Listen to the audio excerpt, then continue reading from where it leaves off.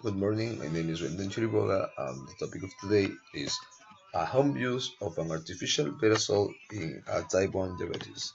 So, the artificial beta cell or closed loop insulin delivery system expands on the concept of sensor responsive insulin delivery.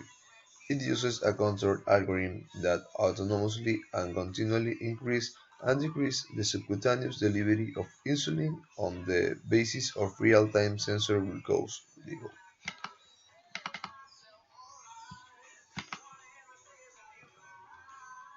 We have our first video.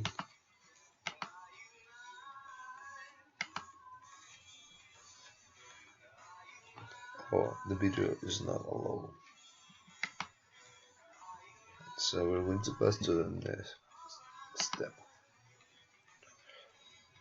The applications in medicine we have of this beta cell is that it improves glucose control, reduce risk of hypoglycemia, give a better treatment to patients that have diabetes type 1, and give a continued glucose control to patients with diabetes type 1.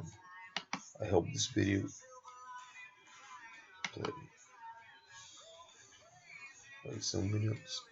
Yes. Let's talk about the treatment for insulin-dependent diabetes mellitus, also referred to as type 1 diabetes mellitus. Insulin is the treatment for type 1 diabetes mellitus. This is because these patients do not produce their own insulin. They also try to decrease the amount of carbohydrates or sugar that is in their diet.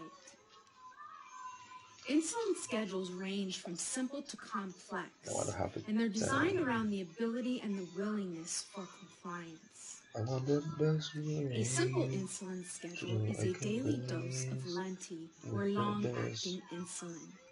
A moderate schedule is a twice-a-day dose of Humulin N or intermediate-acting insulin. Complex insulin schedules include checking the blood sugar before meals and at bedtime, and giving regular or Humalog insulin based on the blood sugar level. Very complex insulin schedules include an insulin pump. Here we have a picture of an insulin pump.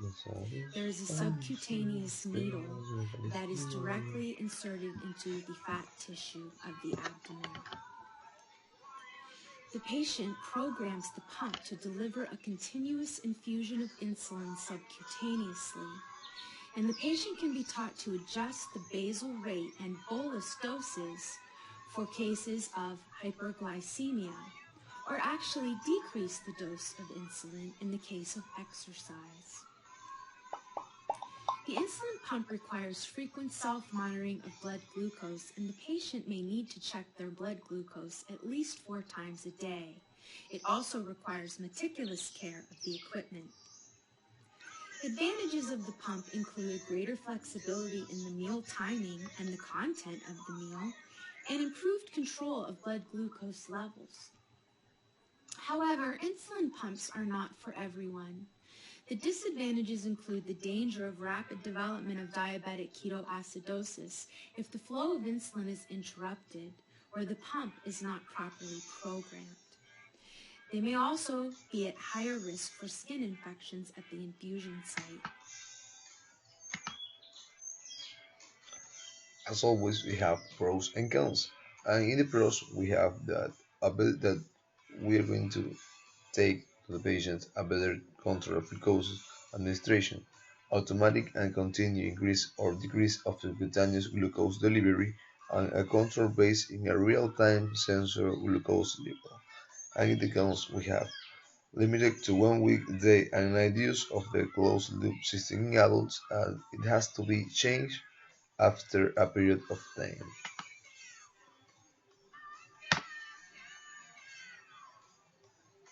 Type 1 diabetes is an autoimmune disease.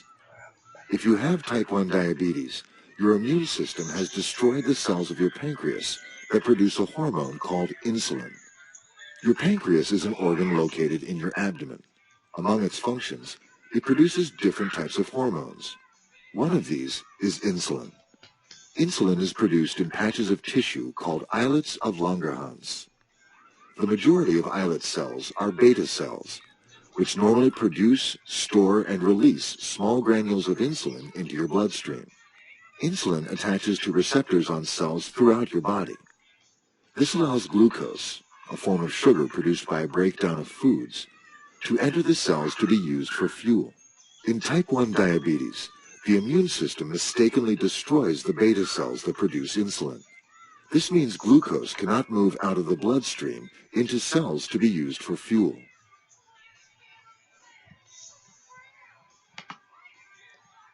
And finally, the conclusion.